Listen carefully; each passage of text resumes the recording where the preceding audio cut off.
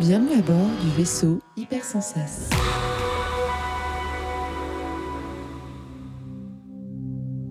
Bienvenue dans Les Grains de Sable, le podcast qui égrène le Sandman de Neil Gaiman. Je suis Jean Voca, je relis le Sandman pour l'occasion, accompagné de Zef qui lui le découvre. Et ensemble, pas à pas, on va retraverser toute l'œuvre. Ça nous prendra le temps que ça nous prendra, mais surtout, ça nous procure beaucoup de plaisir. On espère qu'à vous aussi. On arrive à notre 6e épisode et qui va se concentrer sur le chapitre 9 de Sandman, paru en septembre 89, toujours évidemment écrit par Neil Gaiman, illustré par Mike Dringenberg et Malcolm Jones III. Et à la couleur, on a Zilonol. Voilà. L'épisode s'appelle Conte dans le sable. Alors, petite remarque éditoriale en passant. Aujourd'hui, Conte dans le sable est souvent édité dans le recueil La Maison de Poupée. Ah ouais. Mais en fait, techniquement, l'arc La Maison de Poupée commence dans l'épisode suivant.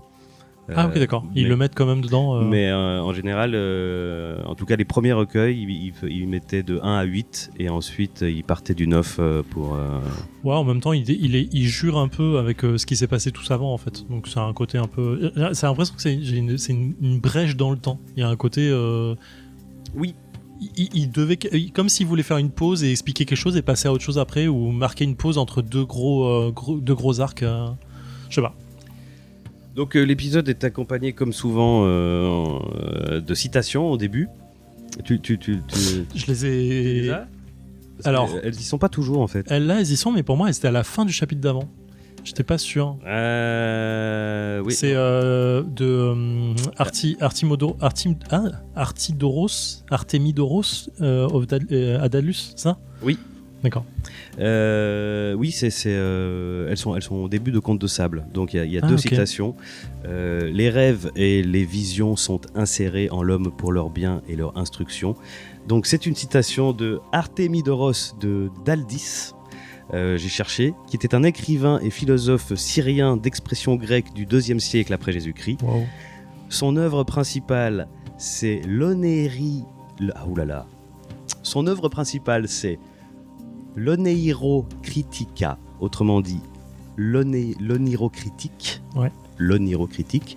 Et c'était un ouvrage qui condensait tout le savoir antique sur la divination par le rêve et qui a servi pendant des siècles d'ouvrages de référence sur la question, à tel point qu'il fait partie des ouvrages de référence de Freud dans son travail sur les rêves.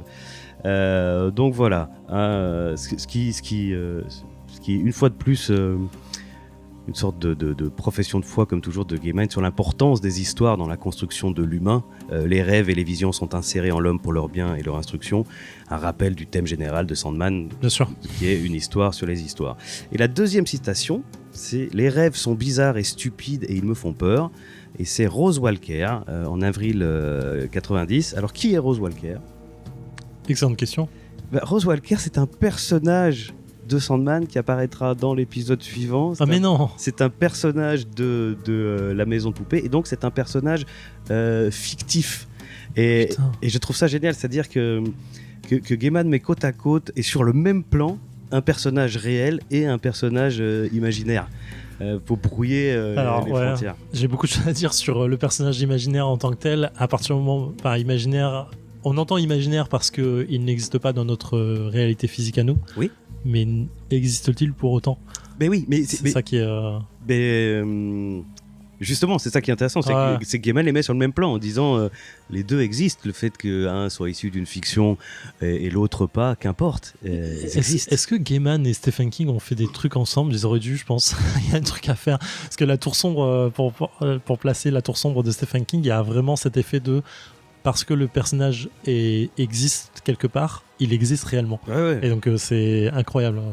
Mais moi je souscris complètement à ça. Mais je suis un aficionado de ce genre de choses. Donc oui. Voilà, c'est-à-dire que non, mais même techniquement, un personnage imaginaire existe.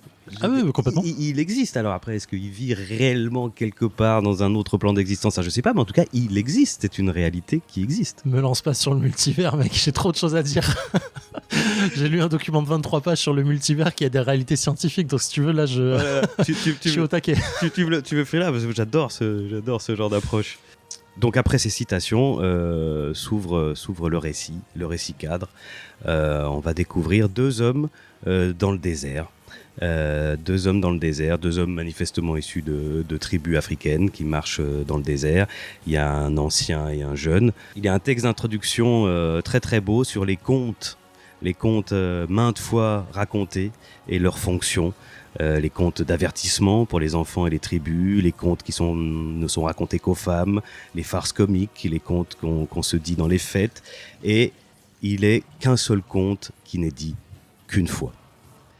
Et donc en fait dans cet épisode, Gaiman va nous présenter un rite de passage à l'âge adulte pour les hommes dans cette tribu. À noter que ce conte et cette initiation sont une pure invention de Gaiman. Il s'est pas spécialement documenté, même s'il s'est beaucoup penché sur la question des cultures et des contes africains, mais il l'a complètement inventé. Mais ça semble hyper plausible, c'est là où je voulais en venir. C'est-à-dire, on a l'impression qu'il a été chercher une vraie tradition et de vrais contes qui auraient existé dans une tradition. En fait, il a complètement inventé, mais il a la capacité de créer quelque chose de crédible à ce niveau-là. Et donc on a un jeune homme tout juste circoncis qui part à pied dans le désert avec un ancien de sa famille, son grand-père en l'occurrence.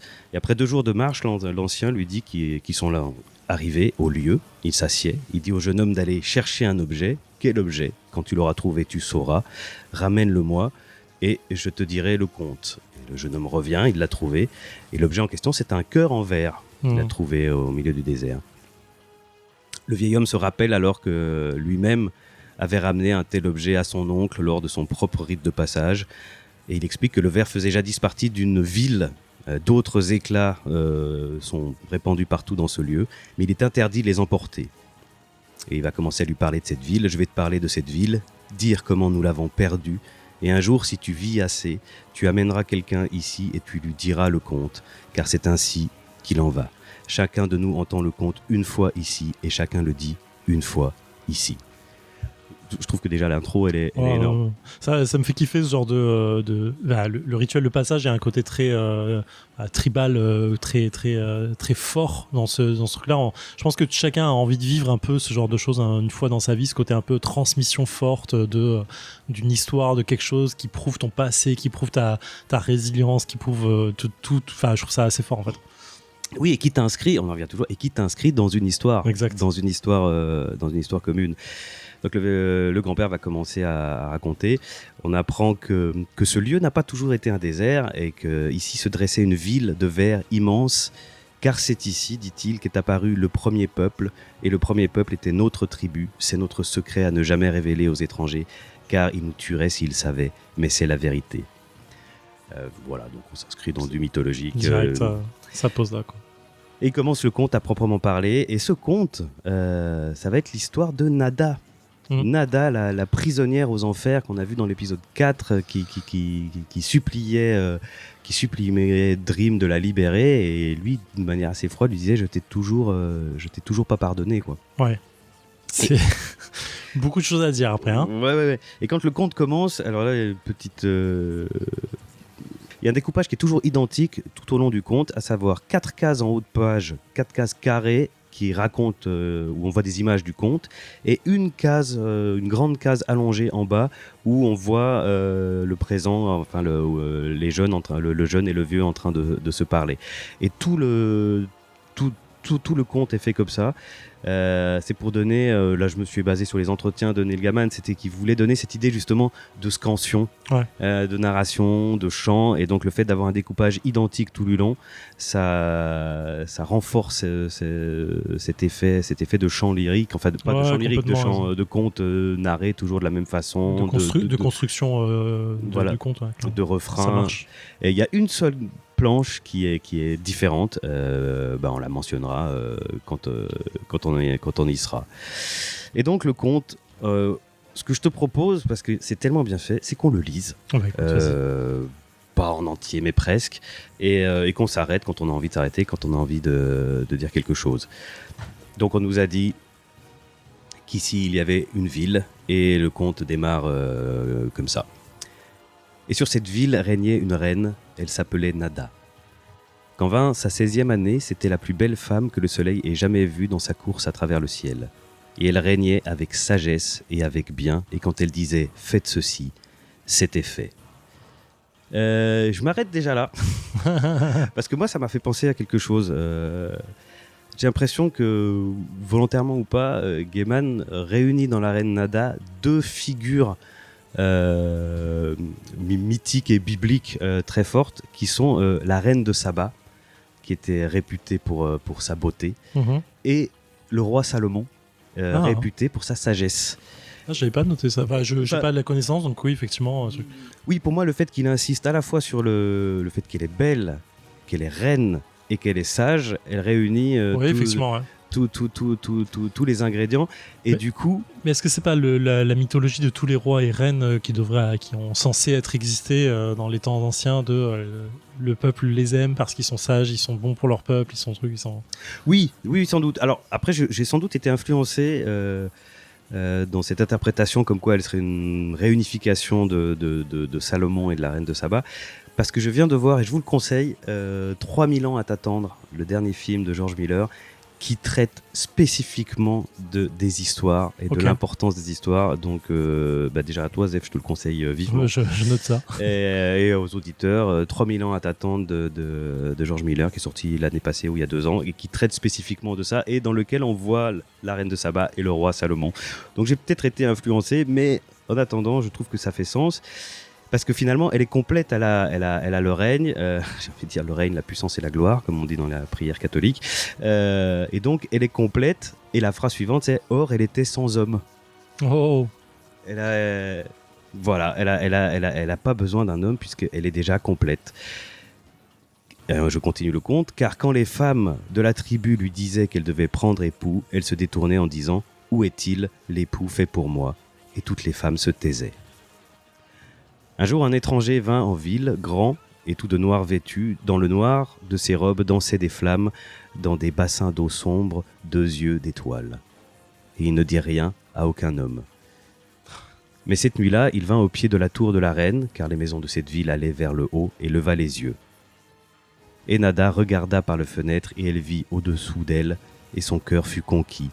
Cette nuit-là, la reine ne dormit pas. Donc là, on voit cet étranger, on comprend évidemment, de par la description instantanément, qu'il s'agit de Dream, et on le voit par les yeux de Nada, et donc il n'a pas du tout l'apparence qu'on lui a connue jusqu'ici. Il a la même apparence qu'il avait quand elle l'a vu en enfer, à savoir celle d'un homme africain, et pas du tout sa forme, on va dire, pâle. Mais on avait vu qu'en enfer, elle le voyait encore comme dans... Elle le voit là, en fait, dans ses yeux. Oui, exactement. Et donc là, et de même, on revient sur le fait qu'il existe dans toutes les cultures, et pour tout le monde, on avait vu carrément que le Martian Manhunter... Oui, voyait quelqu'un d'autre. Il voyait encore quelqu'un d'autre. Je pense que chacun se représente ce que doit être le dieu, son dieu des rêves ou un truc comme ça, j'imagine. Et donc cette nuit-là, la reine ne dormit pas. Quand vint le matin, elle ordonna qu'on lui amène l'étranger, mais on ne le trouva nulle part. La reine ordonna que des hommes partent en quête de l'étranger. Ils fouillèrent forêt, montagne et désert, mais ne purent retrouver l'homme. Et Nada pleura en son cœur d'avoir trouvé l'amour et de l'avoir perdu. Elle alla dans la forêt jusqu'à ce qu'elle trouve le roi des oiseaux et lui conta son histoire. Car en ce temps, les dieux foulaient encore la terre, vêtus de chair, et habitaient les contrées chaudes dans le nord. Et le roi des oiseaux de dire qu'il soit homme ou dieu, je le trouverai pour toi, Nada, car ne sommes-nous pas roi et reine, toi et moi.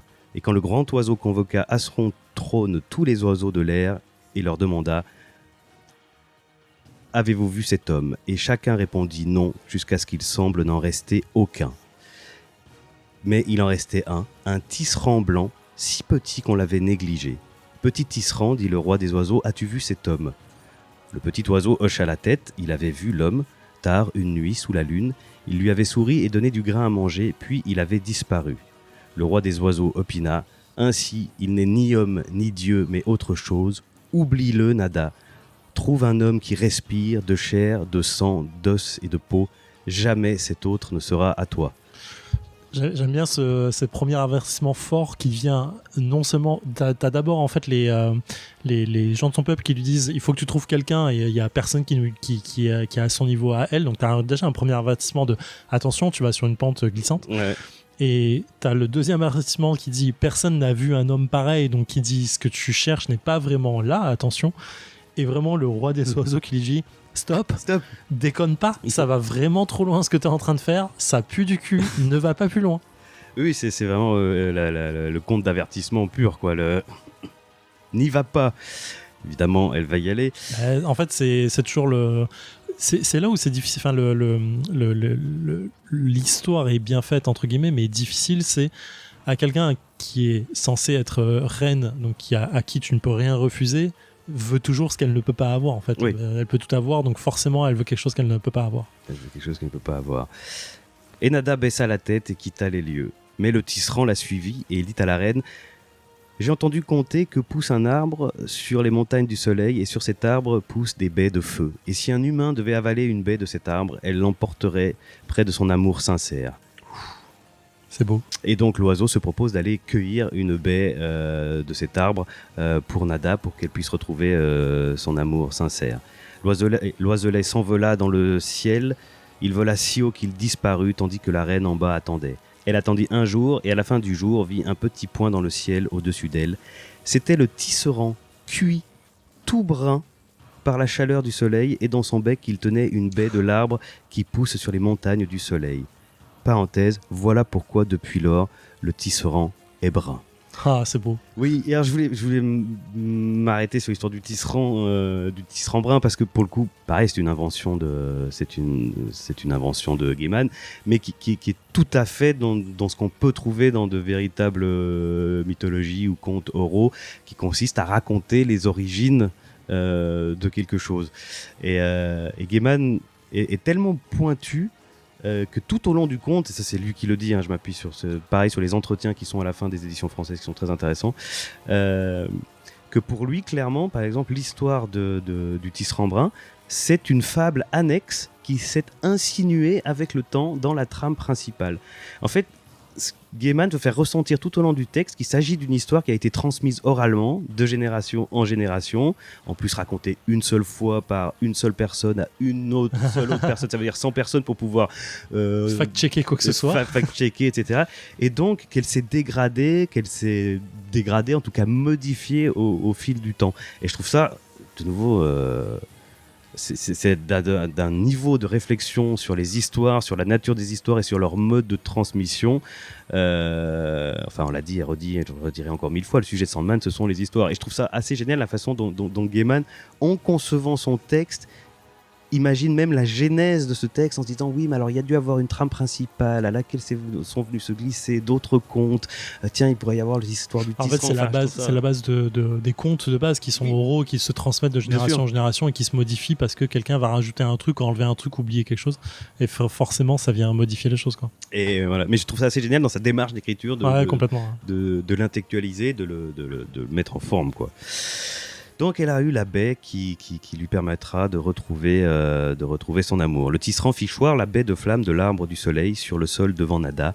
La reine prit l'oiseau et lui dit « Pour ce que tu as fait, nul en ce pays ne fera jamais de mal ni à toi, ni au tien, oiselet. » Pareil, l'idée de contes qui mettent des interdits ou des tabous de société, des traditions, pareil. Aussi est-il interdit de manger la chair des tisserands ou de les blesser, et nous les laissons bâtir leur nid dans nos villages, et Nada rentra en son palais. Elle alla dans sa chambre et avala la baie, bien qu'elle brûlât la gorge, et elle tomba comme en un profond sommeil. Là, je ne vais pas tout lire, elle se réveille de ce profond sommeil, en fait, elle se réveille dans le monde de Dream. Oui. Tout de suite, elle voit... près d'elle vinrent deux hommes, deux frères qui se disputaient pour un sacrifice qu'ils avaient fait, car l'un veut faire de la viande et l'autre des fruits, et ils en vinrent aux mains, et l'un des frères tua l'autre et continua sa route. Alors au frère mort, elle dit « Quel est ce lieu ?» Et donc on reconnaît bien évidemment Abel et Caïn. Et ce qui est fort, c'est qu'on les a vus dessiner par Sam Kiss dans les premiers épisodes. Ils avaient un côté très cartoon. Ouais. Et là, tout d'un coup, dans l'univers de son conte, avec ce nouveau dessinateur, ils sont dessinés de façon extrêmement, j'ai envie de dire sérieuse. Oui, t'as un côté très violent sur la scène qui dure qu'une case, mais qui est assez violente. Ouais. Et donc, comme dans un rêve, c'est normal, hein, elle interroge le frère mort et celui-ci lui répond, hein, aucun problème. C'est ici le monde des rêves, lui dit-il, le royaume du sommeil et du rêve où règne Kekul, maître des rêves. Ce palais est le sien. Kekul, qui est donc le nom par lequel Nada avait appelé Dream dans l'épisode. Et c'est marrant qu'il l'appelle comme ça. Est-ce qu'il dit son nom normal, est-ce qu'il dit son nom pour lui qui doit être Morphée et c'est elle qui l'entend dans sa langue à elle, ou est-ce que c'est juste vraiment son nom comme ça? En fait, c'est la question que je me suis posée. C'est une bonne question, et d'ailleurs nous on entend Morphée, mais c'est pas Morphée qui dit. Exactement la même chose en fait. Est-ce que comme le fait qu'il apparaisse pour elle comme un différent de quelqu'un d'autre, c'est la question que je me posais, c'est intéressant. Et elle va jusqu'au palais. Dans la salle du trône, elle rencontre Kekul, qui lui demande « Qui es-tu ? Pourquoi es-tu venu ici ?» Et elle répond « Je cherche un étranger que j'aime. Sur le noir de ses robes dansent des flammes. Ses yeux sont des étoiles dans l'eau profonde. Il est venu à ma tour une nuit et a levé les yeux vers moi sans rien dire. » Alors Kekul retira son casque et elle vit devant elle l'étranger qui était venu sous son palais dans la ville de Verre. Et son cœur s'emplit de chagrin, car elle avait avoué son amour à l'un des infinis, qui ne sont pas des dieux, mais qui, comme les dieux, ne mourront jamais. Et dans les étoiles de ses yeux, elle vit qu'il l'aimait aussi. Bon, donc là, c'est un moment pareil, c'est fondamental, c'est-à-dire, on nous redit, que les infinis ne sont pas des dieux. Elle est triste immédiatement, elle comprend que c'est une catastrophe quand elle réalise qu'elle est tombée amoureuse des infinis. C'est pas tant qu'elle se tombe amoureuse, c'est que lui le soit aussi. C'est les deux en fait. Elle est triste et surtout dans ses yeux à lui, elle voit qu'il l'aimait aussi et c'est encore ça le plus grave quoi. La terreur prit son cœur et elle toussa jusqu'à recracher la baie de l'arbre qui pousse sur les montagnes du soleil, la cracha sur le sol de la salle du trône du maître des rêves. Et elle s'éveilla dans sa chambre, debout près d'elle était le maître des rêves. « Pourquoi me traquais-tu » demanda-t-il. « Pourquoi me fuis-tu ?»« Je t'ai traqué car je t'aime plus que mortel a jamais été aimé par une femme, et je t'ai fui car il n'est pas accordé aux mortels d'aimer les infinis. N'en peut découler qu'un désastre, désastre pour toi, désastre pour moi, désastre pour mon peuple. » Donc là, on est au sommet du conte d'avertissement. Et c'est le moment où finalement Gaiman nous balance des règles extrêmement fortes. En fait, non seulement il balance des règles fortes, mais ce que je trouve intéressant, c'est qu'on prend une autre direction que dans un conte classique où tu t'attendrais à ce qu'elle dise « Tant pis pour les règles, vivons notre amour, l'amour doit être plus fort que tout. » Et en fait, elle prend tout de suite une direction de « Ok, je comprends qui tu es maintenant et je ne dois pas passer cette ligne. » Et en fait, je vais reculer maintenant. Et c'est lui, en fait, qui tout de suite demande mais pourquoi t'es venu, en fait, si c'est pas pour passer cette ligne. Et je trouve ça intéressant, cette bifurcation classique, cette bifurcation qui n'est pas classique dans une histoire où tu t'attendrais, en fait, que, en fait, c'est l'humain, encore une fois, le cœur humain qui a craqué pour l'amour, alors que là, non, c'est pas le cas du tout, en fait, ce qui va rendre les choses encore plus complexes par la suite pour moi. Oui, et puis, il y a ce truc, tu disais tout à l'heure, elle est la reine, elle a tout, la beauté, le savoir, elle peut avoir tout ce qu'elle veut, et elle veut exactement ce qu'elle, a priori, ne peut pas avoir, l'étranger. Sauf qu'en fait, après, à ce moment-là, elle se rend compte qu'elle veut pas. Elle se rétracte, elle fait preuve d'une sagesse dont lui, d'ailleurs, ne va pas du tout faire preuve. Bien sûr. Elle fait preuve d'une sagesse en disant on va au désastre, on ne peut pas faire ça, on va au désastre. Mais Kekul secoua la tête, personne ne m'a jamais aimé assez pour me chercher. Jamais je n'ai vu autre femme que j'aurais faite mienne. Je veux t'épouser, Nada, et te faire reine de mon monde des rêves, pour régner avec moi sur les rêves de tous ceux qui rêvent, être toujours avec moi et sans jamais mourir. Et cela, je le jure par le rubis à mon cou. Nada en eut une peur mortelle, car même si elle l'aimait, elle savait que cela ne se pouvait et ne pouvait accepter leur destruction à tous deux. Car l'amour n'appartient pas au monde des rêves, mais au désir qui est toujours cruel. Important. Énorme. Important de comprendre donc dans l'épisode d'avant que Désir est nommé et une personne qui fait partie de cette famille d'Infini en fait. Voilà. Incroyable. Et puis bon, les annonces, parce que on va finir par le voir, le désir. Les annonces, voilà, dans l'épisode d'avant, on nous a dit que Désir était une des pires personnes. Que le désir était une des pires personnes. Et là, cette idée que l'amour n'appartient pas au monde des rêves, mais au désir qui est toujours cruel. Bien sûr. putain, cette phrase a été assez forte, surtout qu'elle est bien posée au bon moment, je trouve, évidemment. Mais et c'est intéressant qu'ils ça mette en adéquation ou en inversement le fait que Dream dit juste avant, personne ne m'a jamais aimé. Et toi, tu m'aimes. Donc en fait, j'ai envie de te garder maintenant, mais non, c'est pas à toi que doit revenir l'amour, c'est à une autre personne. Alors à la suite de ça, elle va fuir. Donc là, on a vraiment quelque chose de l'ordre du conte magique. De nouveau, elle se chante en gazelle, mais lui, il la chasse et il tue la gazelle. Après, elle court dans le désert. Après, il y a une scène très forte quand même, puisqu'elle dit « Il me veut pour femme, se dit-elle, si je perds ma virginité, il ne me voudra pas. » Et saisissant une pierre pointue, elle prie sa virginité. Je trouve que l'image, elle est incroyablement violente, je trouve. Oui. Alors qu'elle est simple, je veux dire, c'est pas... On la voit avec une pierre dans la main et il y a du sang sur cette pierre. Donc, je veux dire, il n'y a pas d'image à proprement parler explicite, mais c'est quand même extrêmement frappant et extrêmement en fort. fait, sa volonté à fuir cet amour est vraiment tragique. Presque, c'est gênant. Oui, c'est ça. Ah ouais, non, il a décidé et il y va. Hein. Il lui laisse aucune chance. Elle pense, mais lui s'en fout du fait qu'elle ait perdu sa virginité. Je ne suis pas mortel, je t'aime comme nul mortel ne pourrait aimer, que m'importe ton corps. Et il touche à son sexe de la main et à ce contact elle fut guérie, la douleur partit, la blessure guérie, mais sa virginité ne lui fit pas rendue. Puis lui prit la main et l'attira dans l'ombre de ses robes, et là, dans les flammes et les ténèbres, ils firent l'amour. Toute la nuit, ils furent ensemble, et tous les êtres qui rêvèrent cette nuit de Nada, son visage, son corps, et le goût chaud et salé de sa sueur et de sa peau, et tous les êtres qui rêvèrent d'amour. Problématique, extrêmement problématique toute cette scène, je suis désolé, je suis obligé de le dire. Toxicité maximale de la part de Dream, franchement là ça m'a fait vraiment... En fait, t'as une première scène où il est en enfer, où il dit « Ah non, je peux pas te pardonner ce que tu m'as fait », tu te dis... Putain, elle l'a trahi, elle lui a fait du mal. T'as une empathie à la base pour cet homme-là. Enfin, Dream, pour parler d'homme, entre guillemets.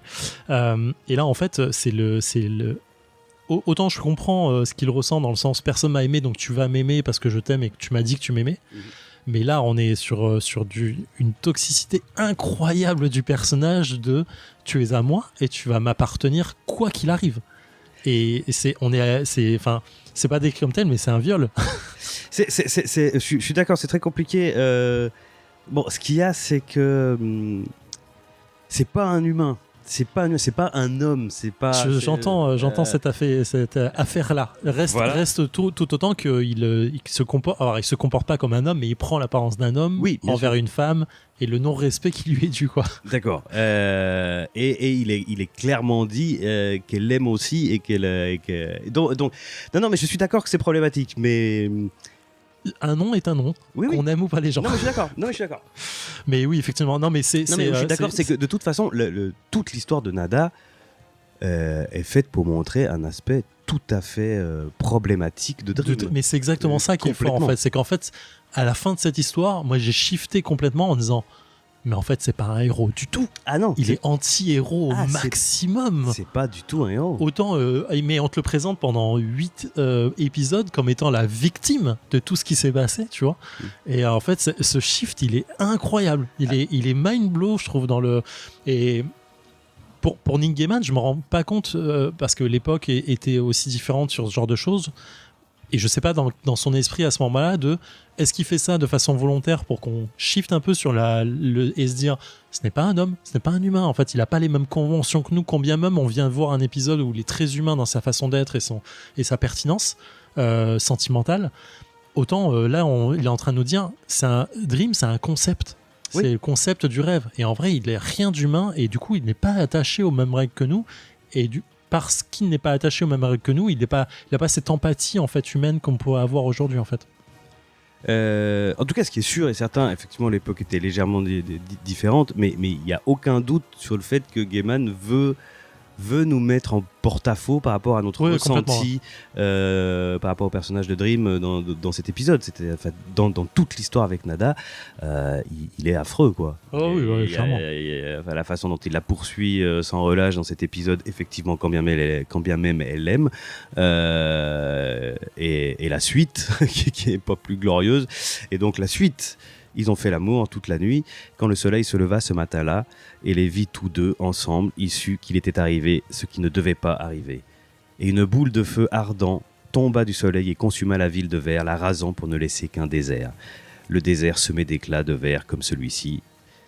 Du sommet de la montagne, Nada vit le soleil jeter sa boule de feu, vit sa ville fondre, sa terre devenir un désert aride. « Cela vient de ce que nous avons fait, lui dit-elle, et pire arrivera si je reste à tes côtés. » Bon, c'est la punition. La prise de conscience humaine, enfin, c'est fou, c'est elle qui est la prise de conscience, qui est la raison même la logique de dire il ne faut pas, ce qu'on fait là c'est mal, et on vient de nous prouver encore une fois, tu vois. Oui, ça montre bien à quel point Dream se fourvoie complètement dans cet épisode. Enfin, en fait, c'est ce qui en fait encore une fois la reine parfaite pour mon peuple. Tu vois, je viens trahir mon peuple. Je trouve qu'il y a plein de choses qui vont pas en fait.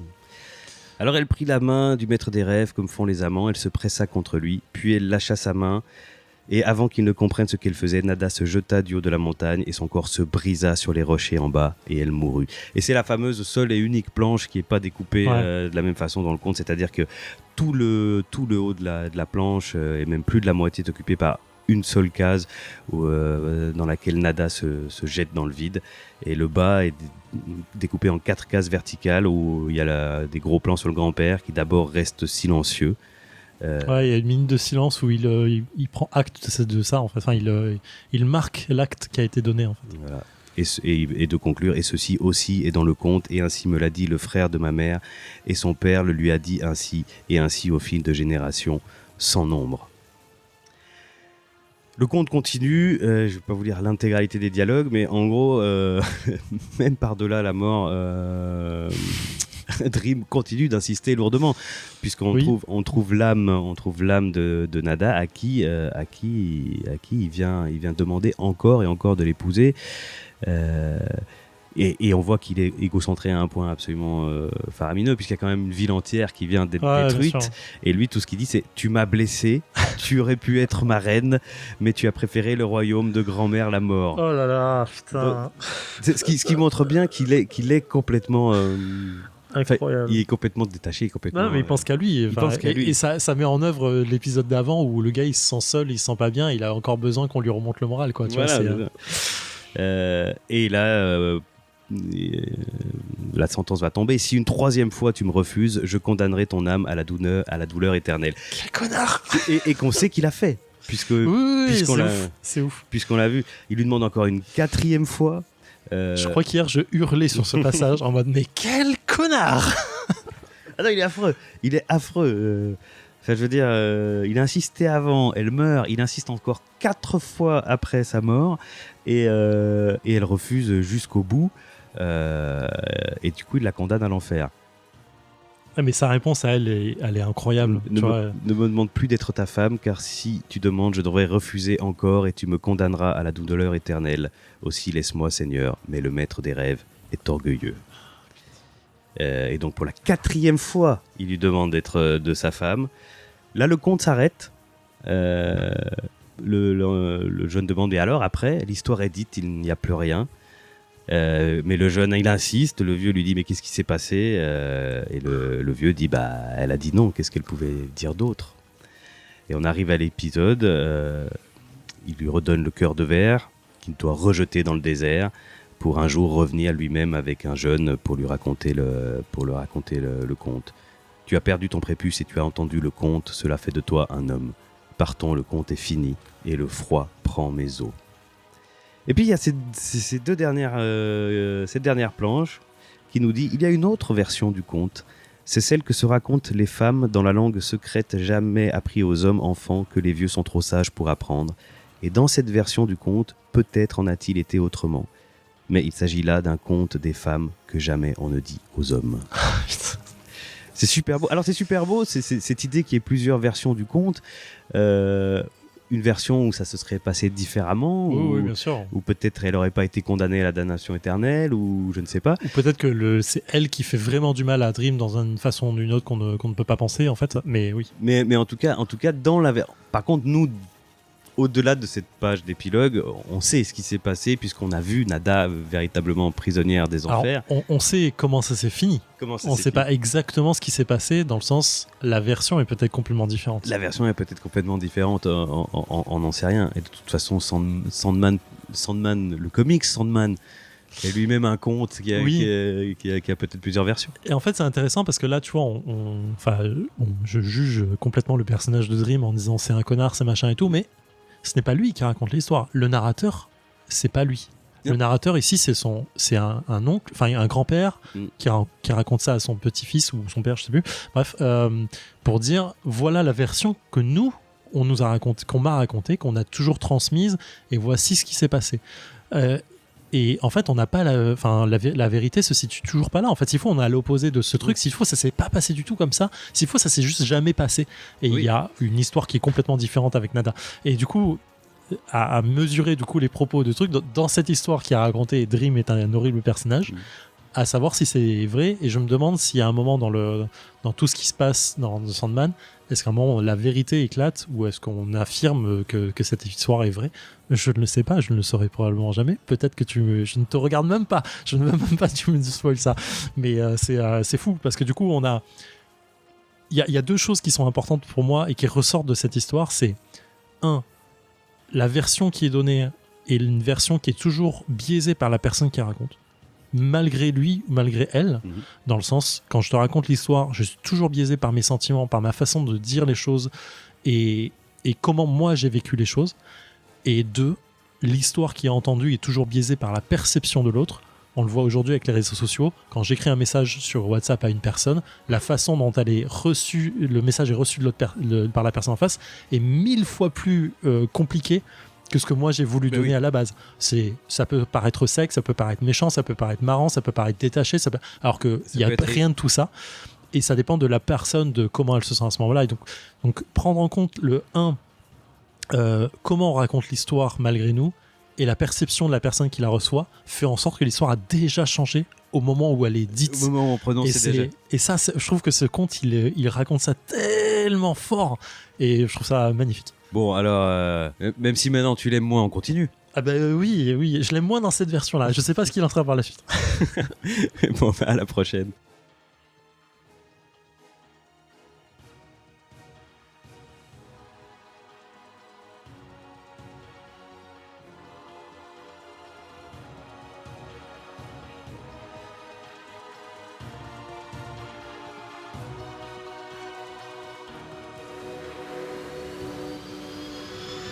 Fin de transmission.